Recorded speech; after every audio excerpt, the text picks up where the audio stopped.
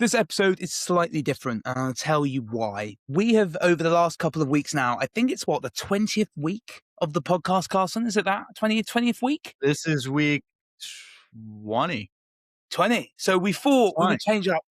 We would change it up a little bit and we would go down a bit of an ad trend report. We would talk about the news that we're seeing, campaigns that we find interesting, and kind of things that you should take a look at, a bit more detail of where the world's going. I mean, I want to kick off, Carson, and say Sam Altman announced, that they're going to start doing ads on ChatGPT. I mean, there must be some information. What do you think? I think it's quite interesting. I've got the glasses on today. I think it's quite interesting because they are the first ones to do it, but Claude just came out and said that they are not focused on advertising. They're focused on providing the best product. Obviously, Cowork just came out to a certain group of people, and apparently it is incredible. And I don't think Grok is focused on that. I think OpenAI is the only company right now focused on ads. And I find it a little bit interesting because I think a lot of people are skeptical about what ads are going to get pushed and why and who. I think that's going to be a trend in 2026 that we see not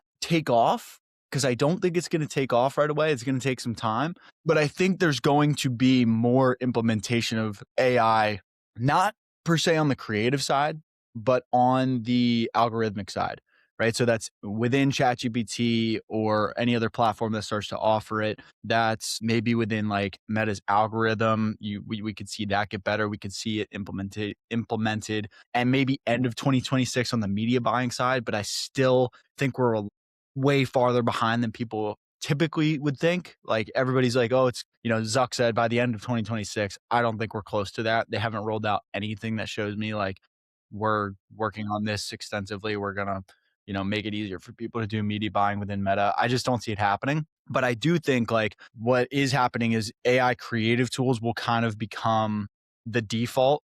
I think there's going to be less people, less people skeptical of using image gen from Nano Banana or ChatGPT or wherever, Midjourney, whatever you use. But one thing I do want to kind of bring up on this topic with AI coming is, did you see any of the clips or the podcast with Joe Rogan and Ben Affleck and Matt Damon? No, I didn't. I did not. So Ben Affleck was getting ripped by these AI guys because he was I don't think AI is going to be able to make, movies and do all this stuff. Sure, it could help with the CGI side or whatever. And I kind of agreed with him because I think movies and art, and there are certain things that they're talking about that you just can't have that happen with AI, right? It's all experiential, and you can't have AI relive moments that humans live to be able to act that well.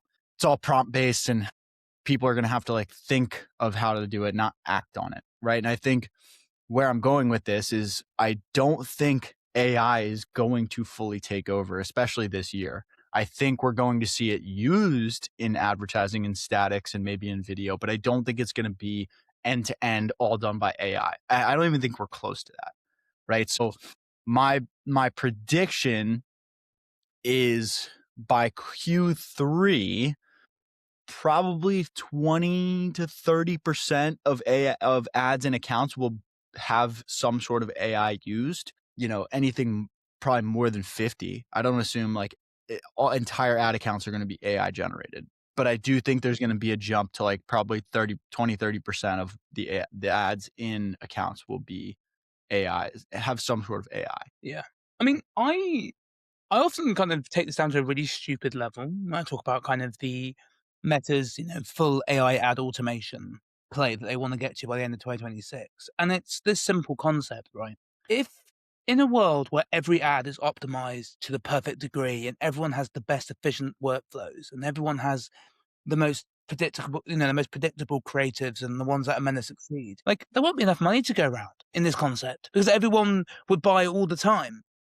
And I think it may sound really stupid, but I think more than ever, people really need to understand that good advertising, good marketing used to be able to save a product. But I think people need to really understand that when you're building something, understand the pain that you're solving in that product and make it very clear and make it very concrete. And it does worry me because if everyone can optimize the optimized, then where's the advantage? Where does the unfair advantage come from? And it comes in the product you're building and the quality. If you build a good quality product, word of mouth will come. If you're a dropshipper, it's difficult. Yeah, and here's the other thing and I saw Sean Frank from Ridge had this take on X, and I think he was on TBPN for it, but he was talking about how he thinks that every ad is gonna be personalized to somebody to with AI so that they see themselves, like, trying the product and doing X, Y, and Z. I don't see that happening because there's still you're relying just on product to be able to sell for you. Unless you're able to, like, give AI a prompt and it's like, use this person to write this script, but then again, like, then people are talking to themselves. I don't see a world where humans see themselves and they're not and they just go buy the product, right? It seems a little off to me. And I think there's people are missing the fact that advertising is an art. It's not But, you know, just a science. I mean, it's interesting, right? I do find tension in that because I always come from advertising. I mean, that's what Big's about. Our predictions are that you can make machine learning models that can train and understand where a brand should make ads. And I was saying one of the ads that you made recently, I mean, I don't think one of our systems could come up with that. And it does play a part of how do you create tools to allow creativity to fall within. And I think it's why I get quite jumpy with these workflows that people make because I think they're great, but I also think you need to have some ownership yourself because there's an art form, as you said, right? I mean, and also with and again with these systems, right? If you're making a great static ad, it should be able to run forever, right? I mean, that was the Ogilvy thing. I mean, they didn't have when you were coming up with these massive billboards, you couldn't be like, oh no, iterate. It was a timeless insight. So I think companies and if you're running a brand and you're trying to, and I know I talk to so many of them now, it's how can we increase the amount of ads we're making? How can we become more optimal? I think you're asking the wrong question. I think the question you should be asking is how do we resonate more? Not the quantity is not it does not equal more money, right? You only scale that part when when you don't optimize the journey to the creative. You optimize when you've got that creative. Then you can go. But don't do it when you're trying to work out what the messaging should be. It'll be a nightmare for you. And you'll waste a lot of money. We're also so like great creatives know how far AI is behind their own brain. It's great as a thinking buddy. It's great to like get you started and help with research and ideate, but it still is not quite there in terms of producing its own good ideas. It really isn't. Well, because look, I was at a panel yesterday talking about taste and AI, which was that's a story for another day. But and it was interesting. I was listening to this debate, and everyone just it kind of erupted in this kind of discussion of what is taste, what is AI, what is art, what is all these things. And in my opinion, you don't need like AI. AI hasn't felt anything. I mean, it's not. It hasn't felt pain. It hasn't felt frustration. It hasn't it hasn't had biases. I mean, it has because it's the data it's trained on technically. But, Carson, you have biases to yourself, how you look at the world. And that is an insight that you take to your clients and how you make ads, right?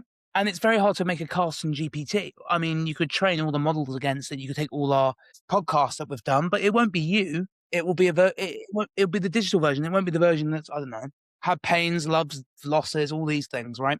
That's what makes a great creative. And Here's I what I think, think about a lot too, right? And this kind of goes into the point, and I'll finish on this is even with image gen, yeah. you won't be able to get ads exactly how you want it without prompting in such detail that you could just have a designer go and do it. That is also a really good point because I wonder It how like much, yeah, yes, you people. can spit out images super fast, but you have to meticulously think how many times you're gonna have to iterate. I don't see there's a certain point of optimization where I think you regress. Well, I just think I don't know. Is optimization the end goal? I always think it's interesting with AI when it's come in and you look at all this. I mean, if you, I mean, well, I'm hopefully heading to SF quite soon, and I've been told that there's AI ads everywhere, like efficiency, optimization, all these buzzwords and whatever. And I think teams just want, in my view, people just want holistic views on what's going on and can make a decision as a group and then go for it and not feel like. I just think if you let something do everything for you, then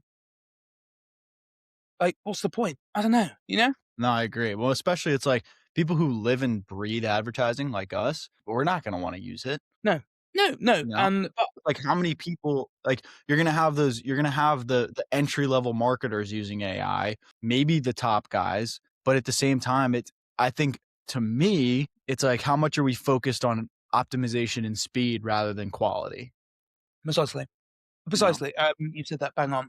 But there's something that I actually wanna kind of continue on, and this is Adobe came out of a really interesting blog about their 2026 creative trends and the countering of AI with humanity and play, and what does that look like? And what I found very interesting is that there is a massive sentiment right now online towards AI generated slop, where brands are now looking to lean more into the sensory, the absurd, the authentic to stand out. And actually, they looked at the study and they said that 50% of customers were more likely to buy from joy evoking brands. Now, to me, that's a very interesting insight because and again, I think we said this, I think I said this in the early of the year, it's you have two pillars to play under now if you're making ads in 2026. Either it's super, super polished, and that is what you're playing for, or it's raw, it's authentic, it's very off the cuff, it's you've taken a screenshot and you've made a funny caption. You're not, if you play in the middle, you're gonna lose. I Yeah. just feel that. Dude, Malvin Golf just had a banging ad that they launched last week, 2 weeks ago, something like that. And it was super polished, like super great, super up high quality campaign, and people loved it. This is just my point. Like, no one gives a shit whether it's lo-fi or hi-fi. They care about the content. Like, Yeah, you said that with stop worrying so much if something's high production or low production and just make good ads. well, That's what, make like, people do not care if it's ugly or not. They just care if it's good. fully agree. It bothers me so much when everybody's like, "You have to make lo-fi UGC." You really fucking don't. You really just need to be good at what you're doing and make great creative. It's so simple. But people love to make it about, like, you have to do it one way with native UGC looking ads. You don't. And I hate the brands that preach, "Oh, you need it." But Because I'll bet again, you that ad, if it's running in the account, is probably crushing. It blew up on organic. but to me, that's an interesting question now, right? If you and I were starting a brand in this year, let's say we chose a product that's got a very high TAM, very easy to ship, not fashion, solves a very simple pain point, very clear. I don't think I'd go anywhere near paid at the beginning. You look at what Sean Frank says from Rich. He says, there's an arbitrage in organic if you can nail that. These old mammoth e-com brands have been built off the legacy of paid.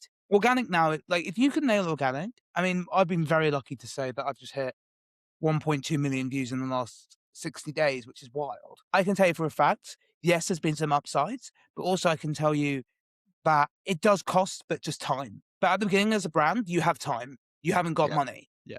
I just, and also you're competing against the big players that can spend 2K a month extra in a campaign structure that all they do is test stuff.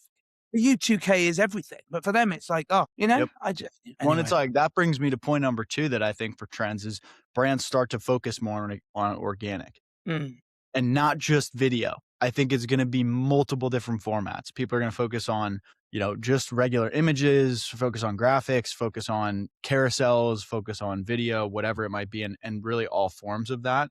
Hi-fi, lo-fi, good design, bad design, whatever. I think that's gonna be a very big trend in 2026. I've already seen multiple founders. One, for example, top of mind is Cody Plofker from yeah, Jones Road, CEO. He's like, "We're gonna focus way more on organic this year. I wanna crush that." Like, I want to be able to take those videos and apply them to our ad account and see how that does and all this other shit. And I was like, that's how you should be doing it. And they're a big brand. Like, they're a multi-million dollar a year brand realizes the power of organic. I mean, it's free marketing, and you can go ultra viral.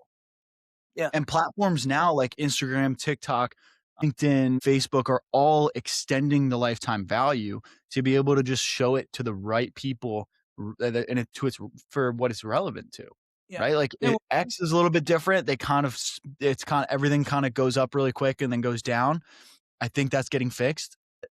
Instagram, TikTok, like, they just show you relevant videos. I mean, you could see a video from months ago if it's relevant. Algorithms change, people's interests change. It's just about what's gonna be most relevant to the person. and and again, I want to add on to that. I mean, Forbes came out with a good prediction about this actually, about how brands like, for example, AG1, Posh Peanut, that's another brand for you. They're building these internal creative teams. They are looking to bring that in house. And again, it's going to be interesting. You got cost effective content versus the one off influencers. And that's what the old model was. I can see, I think it's called, what's it? EGC, employee generated content. These will be expecting their employees to make content. Yeah. I got a buddy who does EGC for companies. Yeah, I think that's a big one. I think that's a big one because that's just more people getting their work out there and bringing people in, right? Yeah. Yeah. The first principle that I think we're trying to derive for the audience right now is No one in the history can tell you what's gonna go viral before they posted it. They can mitigate everything that can build that take that video to the highest chance, good lighting, good audio, good sound, good first 3 seconds, good like, you can optimize that. But again, the algorithm will choose and the algorithm will play. I mean, it's like playing with God in a way, isn't it? You just don't know. I mean, I've had videos that I've looked at and gone, "This is the perfect piece of video. This is the perfect UGC I've ever done," right? Flopped. One, crap, most viewed video I've ever done. It's like, "What? What?" You know? You never know. You never know. I mean, we have a pretty good sense of what ads will do well compared to others, but sometimes we just get shocked. Yeah. But for the most part, it's like we can tell when an ad is before we launch it, like, this is a good ad. Yeah, because you've curated taste, right? Why do content creators that's why when you start at the beginning, it's great to imitate because you start to you and the great thing about imitation is, and this is my view, you won't understand why you're doing certain things, but then you'll start to understand, "Oh, most of them have a headline. Okay, mine ads always need to have a good headline, let's say." Or, "Oh, I need to have native UI in the ad." Like your one, for example, when you had the blue tick and 26.2 miles, Yeah. right? Yeah, Genius. that was great one. We knew that headline was a banger, and once I made that particular ad, we made a version before, and it didn't perform, and then we made that version, I was like, "This one's gonna work." I just knew the feeling, I was like, "This one's gonna work," and it has popped off. You caught an insight of the world, visually showed it, and people fell in love with it. And again, I think that's the job of a great creative. You know you've done a good job when they share your creative, you know. But the thing that I'm very intrigued for, and as marketers coming into 2026 as we are, I mean, we've had like what, 20 days now? Is it 19? No, 21 days of jam. The Super Bowl is coming. And I would love to hear your view because there was what company? I think Ad Age came out with a report again saying up to 50% of the Super Bowl ads may use Gen AI, That'll and the be consumer version is through the roof on that. it's gonna be interesting is the next day report Yeah, so I wanna ask you a because question, okay. and the question is this: you have AI efficiency in this bucket, and you have trust erosion, right? What's the brand gonna do here? Because they're seeing all their other brands using AI gen in all their work, and you have a brand that may not want like, how do you win? I have my view, I'd love to hear yours first. Honestly, I don't know. I don't know if you really can. Because here's the thing, you have to think about broad consumer sentiment, right? They're gonna see AI and be like, "Oh, that's lazy." They're not gonna think about you. They don't think about or care about your efficiency and operations. Nobody gives a shit. They care about what the content of your ad and how it's gonna make them feel. So, like, Pringles is doing one with Sabrina Carpenter. They've already teased it. Everyone knows that one's gonna be real. But what are brands like Duracell or brands like Pepsi or Coke or whoever, Doritos gonna do. Doritos will probably do what they've always done. Have people apply to like make their own commercials and use that. They do that a lot. Craft. I think you've gotta promote the craft more, I you do know? too. I Because do also too. I'm gonna be fair to AI gen for a second. Shock horror, I'm gonna be fair to it, right? For me, if you're using AI gen, but there's like a 30-second or like there's a behind the scenes and you see the level of craft they go into, then the user will not be as, "Oh, this was just AI gen in 5 seconds." That's the belief you're trying to counter. Someone's mind, they're going, "This person has spent 20 seconds, they've input, it's lazy." But if you can show the hours that you've spent and the level of detail and how you've done it, then your AI gen image video will be seen in a better light, right? Yeah. You know? Well, and think about it like this, right? The Super Bowl, the average age of a Super Bowl watcher is 30, I believe. Ooh, You didn't think know that. you think a 38-year-old is gonna want AI as their commercials? And think about older than that. Definitely not. You're basically hoping the younger crowd likes your AI shit, and that's not particularly the crowd that's all in on Super Bowl watching for the average age. No, no. Look, we're in a very interesting social It's gonna economics I mean, right we now. we the problem is we don't know enough of how everything is gonna work and how people feel. We don't know. But I think we should go to Jeff Bezos's, belief system, in a world where you don't know what's gonna happen, look at what you know will happen. Customers will want faster delivery, cheaper products, more selection. That doesn't change. So what will people want in advertising? They'll probably want, you know, to feel identity. Again, psychological principles. They wanna feel a sense of identity. They wanna feel trust, and they wanna be a part of your story. Again, that probably links to identity. But, This those principles don't go away. They don't, and this is, going back to my point earlier. of why I don't think people want to see themselves in ads, because it leaves, in my opinion, it leaves too much room for self-doubt. They don't see Michael Jordan in an ad and want to be and go, I want to be like Michael Jordan, right? There's no I want to be like Mike. There's, oh, I look good in that. Maybe I'll get it. Maybe not. We'll see. There's not enough aspiration. This is Oh, it's like, why well, we have celebrities and athletes and why they're so highly revered, because we aspire to be like that. it's a bit, but Carson, we talk about this off camera all the time. It's gonna be a pendulum, right? You know, everyone's got to go for efficiency and on optimization. Creative strategists now are basically creative ops people because their job is production workflow. Then there'll be a counterculture movement where people won't want that. Then it'll be kind of more in-person curated events, very, closed off communities, And I think again, and I think brands, I don't know, look, I find the e-com space interesting because I've fallen trapped to it now. But a lot of them copy each other. It's just copy, copy, copy, copy, copy, copy. And I'm not saying that's a bad thing. But what I am saying is, if you're copying your competitor and you're asking why you're not growing, that is your answer. Copy someone in a different niche. Then you can. That's innovation. But don't just copy the same ad that you see your It's a brand race do. to the bottom. It really is. People have gotten so lazy with social ads. Nobody tries to think of new great ideas.